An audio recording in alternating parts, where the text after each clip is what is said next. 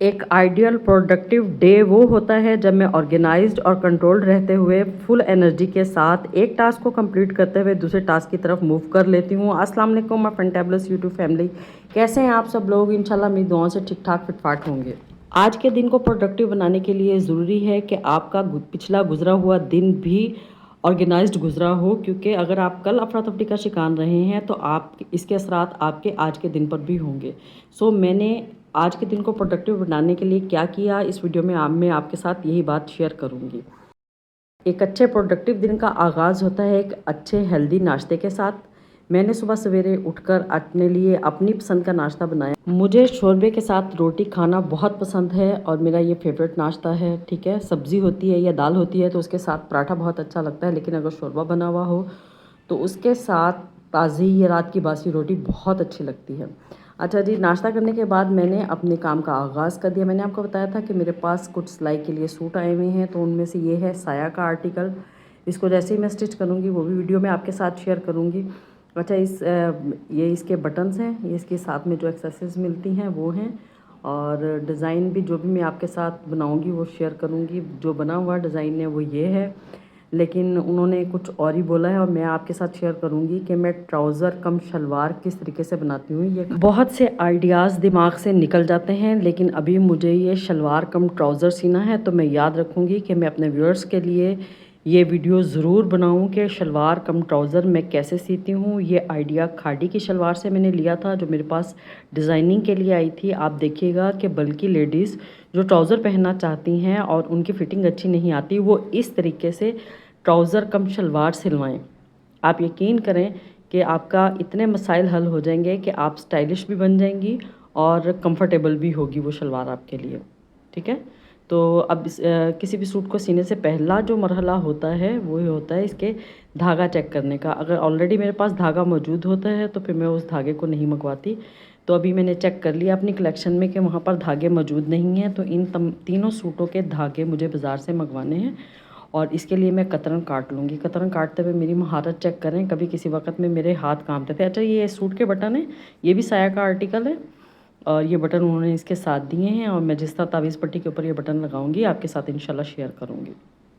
बहुत ही खूबसूरत बटन है और बहुत ही डिसेंट सा इसका डिज़ाइन बनाऊंगी मैं आपकी। इसकी भी शलवार कम ट्राउज़र ही बनेगा।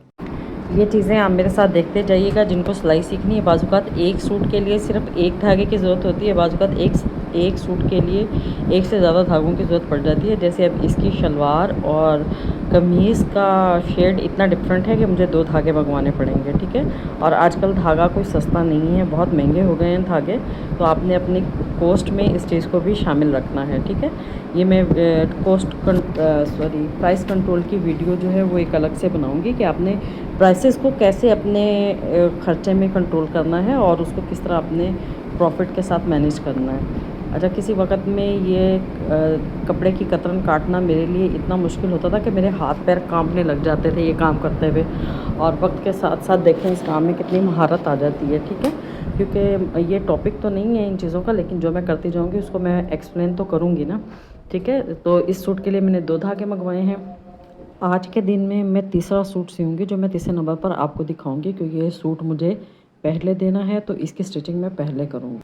और स्टिचिंग की वीडियो तो मैंने आपके साथ शेयर नहीं की क्योंकि मुझे ये सूट बहुत जल्दी जल्दी में सीना था, और आपको पता है कि कैमरा सेटिंग में और वीडियो बनाने में बहुत टाइम लगता है, लेकिन सीने के बाद मैं आपके साथ ज़रूर शेयर करूँगी कि इसको मैंने कैसे सिया। और ये थोड़ा डिफ़िकल्ट कपड़ा था और इसको मैंने बहुत मुश्किल से हैंडल किया। कतरने काटने के बाद सबसे पहले मैंने धागे मंगवाने का काम किया, क्योंकि मैंने चेक कर लिया था कि मेरी कलेक्शन में इस कलर के धागे मौजूद नहीं हैं। तो उसके बाद मैंने धागे मंगवा लिए। धागे मंगवाने के बाद मैंने 3rd नंबर वाला सूट सिया है, और ये कपड़ा बहुत ज़्यादा मुश्किल था, इसको मैंने बहुत मुश्किल से हैंडल किया है, बल्कि इसकी ऑल्ट्रेशन भी मुझे करनी पड़ी क्योंकि ये शिकायत के साथ थोड़ा वापस आ गया था। तो मैं शिकायत को बहुत केयरफुली सुनती हूँ और पूरी अटेंशन के साथ उस मसले को हल करती हूँ। मेरे काम की कामयाबी का सिर्फ एक यही राज है कि मैंने हमेशा अपनी गलतियों को बहुत तसल्ली से सुना है और उनको आखिरी हद तक जाकर करेक्ट करने की कोशिश करती हूँ। अच्छा जी, ये थे इन सूटों के धागे, और चलें अब मैं आपको दिखाती हूँ कि मैंने इस सूट को किस तरीके से मुकम्मल किया। और इसके साथ ये था कि इसके बाद मुझे खाना बनाना था। प्रोडक्टिव डे की डेफिनेशन तो मैंने आपके साथ शेयर कर ली है, लेकिन मेरे नज़दीक एक प्रोडक्टिव वीक की रूटीन ये होती है कि हर वीक के 4 से 5 दिन आपके लिए प्रोडक्टिव होने चाहिए। बाकी रह गए 2 दिन, उनमें से 1 दिन आप काम को थोड़ा लाइट करें और 1 दिन आप काम से थोड़ी छुट्टी ले लें।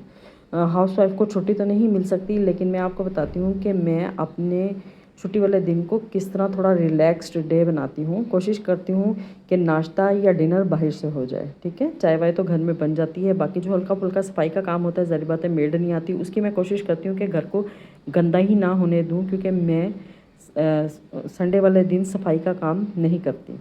अच्छा जी, ये मैंने पकाई थी आज माश की दाल। जब मैंने सिलाई का काम कर लिया तो मैंने माश की दाल पका ली।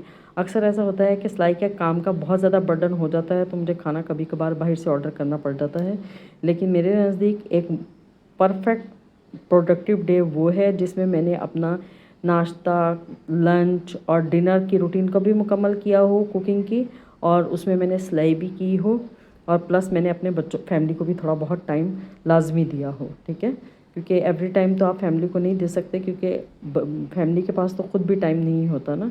लेकिन जितना भी टाइम हमने फैमिली के साथ स्पेंड करना है उसको कंप्रोमाइज़ ना किया जाए।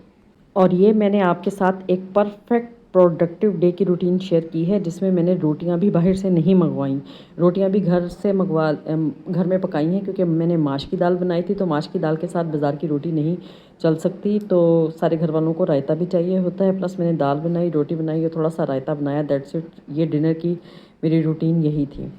अच्छा, उसमें ये होता है कि बाज़ात आम दिनों के अंदर जब मैं सिलाई करती हूँ तो ये है कि सालन घर में बन जाता है, तो कभी कभार रोटी बाज़ार से आ जाती है। तो लेकिन ये भी चीज़ें हमने खुद ही मैनेज करनी होती हैं कि भुनी हुई दाल के साथ बाज़ार की रोटी खाना थोड़ा मुश्किल हो जाएगा, तो मुझे घर में ही चपातियाँ बनानी थी।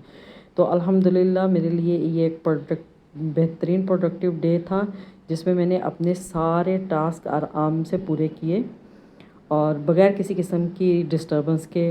ना घर वालों को कोई डिस्टर्ब किया, ना खुद किसी किस्म की अफरा तफरी की शिकार हुई, क्योंकि इस डे की प्लानिंग मैं ऑलरेडी कर चुकी थी।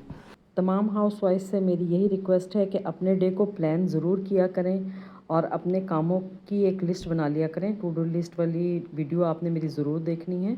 और डेली रूटीन के काम वीकली और मंथली और एनुअली, ये सारी रूटीन मैं आपको आहिस्ता आहिस्ता बनानी सिखाऊंगी। अच्छा, ये मैं यहाँ दाल को चेक कर रही थी, दाल में थोड़ा पानी ज़्यादा हो गया था, तो मैंने इसको ढके बगैर पकाया है। इसकी ये ट्रिक है, अगर पानी ज़्यादा हो जाए तो आपने किसी भी दाल को ढक कर नहीं पकाना, भुनी हुई दाल को स्पेशली, तो क्योंकि अगर ढककर पकाएंगे तो ये भाप में और ज़्यादा गल जाएगी। आज का दिन बहुत प्रोडक्टिव रहा। मैं अब कर रही हूँ डिनर। रिलैक्स्ड मूड में डिनर करते हुए मैंने अपने अगले दिन को प्लान किया कि मैंने अगले दिन का स्टार्ट कहाँ से लेना है, दिन के दरमियान में मुझे क्या क्या करना है और दिन को एंड किस तरीके से करना है। बहुत रिलैक्स्ड वे में मैंने अपने तमाम कामों की टू डू लिस्ट अपने दिमाग में बनाई, क्योंकि बहुत ज़्यादा कोई इंपॉर्टेंट टास्क होता है तो मैं उसको लिख लेती हूँ, अगर नॉर्मल काम होते हैं तो उनको मैं दिमाग में ही एक टू डू लिस्ट अपनी सेट कर लेती हूँ। और इन्जॉय किया आराम से बैठ के अपने डिनर को, पूरे दिन की सोचों को, पूरे दिन की गलतियों को भी रिकॉल किया और उनमें से देखा कि कल के दिन के लिए मैं उन गलतियों को किस तरीके से दूर कर सकती हूँ। अच्छा जी, उसके बाद मॉर्निंग टाइम पे मुझे जिन कपड़ों की ज़रूरत थी, बिल्कुल रात को एक कप चाय पीने के बाद मैंने अपने बेटे के कपड़े इस्त्री कर लिए, क्योंकि ये मुझे मॉर्निंग में ही चाहिए थे। और बस अल्लाह का शुक्र है कि आज का दिन बहुत प्रोडक्टिव रहा। इन द एंड मैं यही कहूँगी कि एक प्रोडक्टिव डे वो होता है जो ज़रूरी काम को मुकम्मल करके नताइज हासिल करने में और आपके प्रोजेक्ट को आगे बढ़ने में आपकी मदद करे। यकीनन मेरी ये वीडियो आपको पसंद आई होगी। पसंद आई हो तो शेयर करें, लाइक करें और मेरे चैनल को सब्सक्राइब करें। और मुझे इजाज़त दें, दुआओं में याद रखें। अल्लाह हाफिज़।